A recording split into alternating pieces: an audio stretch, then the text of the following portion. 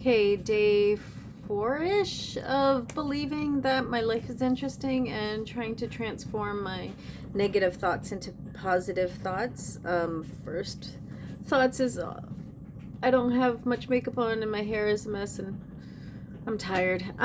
So it's not too late. It is after 10. So I am a part of the Ontario Changemakers, which I was given a grant to be able to create a garden and do outreach at the church downtown. And it's been great. We've been able to speak to community members one-on-one during that time and get them specific resources and like hear their stories, calm them down. It's a more intimate time, which is really wonderful and something that I definitely look forward to every week. We also started a garden and I had just initiated doing all the cleanup and stuff of the garden. Unfortunately, the plants got in a little bit late in the season, so the roots were too compact to fully get immersed into the soil. But it was a first year of doing this, and I kept telling myself if 10% of the plants survive, then I consider that good. The plants have not been touched. They are growing well, and I am confident that next year they'll be able to flourish even more. And a lot of them are edible foods, and I do want to bring in indigenous plants as well and just build up the green space around the church, because we can really maximize what food opportunities there are. I mean, like, food really should be a human right. We should be able to go out and pick what we need to survive, because surviving is a basic human right. Existing is a basic human right. So that is a project that I'm working on. It's going to come to conclusion in the end of October. So every month we join workshops, and this month was it was a bit of an emotional one. I wasn't really prepared for. It was storytelling through the generations, and what kind of stories are we bringing in from our ancestors? What kind of cultural stories are important to us? What are the ways that we intergenerationally speak to each other? Like, what the example that they had used was that children should be seen and not heard. And how are we breaking the cycles for future generations? So this brought up a lot for me, just thinking back about the previous generations and the traumas that they lived with, and the women in my family, of how my mother, my grandmother, both died in service of their families, and it was something that I feared would happen to myself as well. But I'm talking to my therapist about it. It's still something that is really challenging for me, because I am somebody who takes care of people. I'm a nurturer. I'm a caregiver. My life is of service to others, and it is rooted in the belief that, like, God is represented everywhere. So I want that connection with God, and I want to interact with people, and also I want to be that representation of good Christianity. Although my journey to Christianity is very unique, I do believe that all faiths have immense value and truth, and I personally don't believe that there's one right way to exist, but that's just me. But anyway, so I was part of those Ontario Changemakers, and I am also part of the Okinawan group of Toronto, and on Sunday I did a film screening of the Tsushima-maru, which is a ship that had sunk in Okinawa, leaving from Okinawa to Kagoshima during World War II. It happened on August 22nd, 1944. And after that ship had sunk, the survivors, which there was like 56 survivors, they were given a gag order. They weren't allowed to talk about what they had witnessed. And there's a film that talks about it. The film did also have, like, they went to Nagasaki, and then there was the bombing that happened in Nagasaki too, so they did reference that as well within the movie. I had met a survivor of the ships, the ships. So not the main Tsushima-maru, but like there were 5 ships that went across. 3 of them were passenger ships, and 2 of them were military ships. So 5 in total went from Okinawa to Kagoshima, and basically, like, when the USS Bofin had torpedoed the Tsushima-maru, the other ships just kept going because they were afraid of being attacked themselves. So the survivors kind of had to fend for themselves. A lot of them died along the journey. Some people might have survived the actual sinking, and the journey to safety was a perilous one. So there's a manga, an anime about that, and it is quite emotional. So I was able to talk about the military situation in Okinawa that's currently happening, the proximity to war, especially with the US and China fighting over Taiwan. It is a really scary situation right now. It really does pale in comparison to what's going on in the Middle East, and the way that Gaza is being just tortured right now. So, but it's hard because I know that a lot of the people who are deployed, and the weapons and the aircrafts and all of that, they are going to the Middle East as well. Like they're going from Okinawa to other regions to be a part of wars. They're going to Ukraine. They're going all over. Well, I can't say specifically Ukraine. I definitely do know some people that I rock climbed with who did get deployed to the Middle East throughout different parts of this journey, because it's been a long war. This did not just start on October 7th. So anyway, there is, I'm so tired. This week has been very busy, very hectic. I have not sent my emails, and every day that passes, I'm getting more and more information about things that are important to the people who came to the filming. So I do think that I should create a newsletter so that I can compact all the information and make sure that everyone gets it all up to date.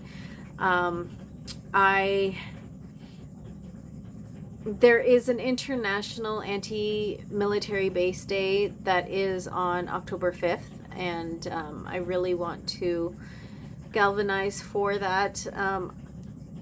It was a very different situation when we didn't have all these proximities. I shouldn't say that, because war was always happening. I have a lot of friends who are military guys and women, and like it was very interactive in my life. The US military is a big part of my journey. That's 9 years of my life. As much as Okinawa was my experience and is in my blood, so is the US military. And it's conflicting and frustrating and confusing.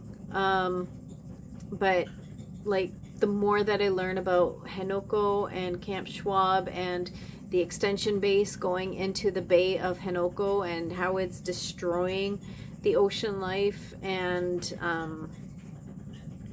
a vulnerable creature, the dugong, has been evicted essentially from that bay. It's scary. It's scary because our oceans are really being injured by us. What kind of accountability are we taking as humans for the harm that we're doing across the world? Like, we're just extracting resources and using up whatever we want, and just we do whatever we want as humans without any responsibility or accountability to the environment. And today I saw that like, the monsoons in Pakistan are so bad that 200,000 people have been evacuated, 800 people were killed. There's not a lot of information on social media about it, unfortunately, and it is one of these tragic situations that the climate change is creating. Like, to be honest, there's so much going on in the U.S. with all these floodings, and we're not hearing about it. A lot of our media is muted. Granted, I'm not pursuing media as much as maybe I could be, I should be. But it's also very exhausting because there's so much negativity going on. But as much as there's this negativity going on in this world, there's people who care. There's really a lot of people who care. There's people who are responding. There's people who are asking questions. There is going to be a rally that is a Canada First anti-immigration rally that's happening on September 13th at Christie Pitts. And there's a counter rally that is in support of immigrants and refugees and vulnerable people who are just trying to exist, trying to survive. Canada really needs populations. We really need to invest in people, in businesses, in growth. We can't be following suit of what the U.S. is doing. We have to have our own pathway and our own movement. And we're getting so many threats from the U.S., but like, we need to build our populations, because the U.S. is no longer that that main stage character in the world, and Canada has an opportunity to step up and be that main stage trades partner, that main stage humanitarian peacekeepers, and making a stance of who we are. We can be the forthcoming society that wants to transform this world, but unless we work hard together to do this, like, nothing happens in a vacuum. We all have to work together. We all have to build community. We all have to build that safety and that trust. And it's a long and hard road to build safety and trust within each other and within ourselves. I get that, and I really want to see what we can do to build this up. A lot of immigrants and refugees work incredibly hard to build themselves within society because, you know, that's survival, and there's so much gratitude for a safe country, a country that's not in war, in peril. So we can create that safety. We can create that ability. Another thing that's going on is that there is the gala that I think I had mentioned it before, that the church is going to be holding a fundraiser gala, and I'm doing the coordinating for the decor and also for the food service. I've been in food service for many years, and it is something that I love, I fall back on. My brain loves the organization and ability to be able to lead teams and create an experience. So I'm really excited to be able to do that. I also have to keep in mind my own limitations, because I will have to say no to other parts of this preparation, and I've also been asked to be a part of the Okinawan group's Uchinanchu no Hi, which I really want to be a part of as well, and I am going to have a job interview soon.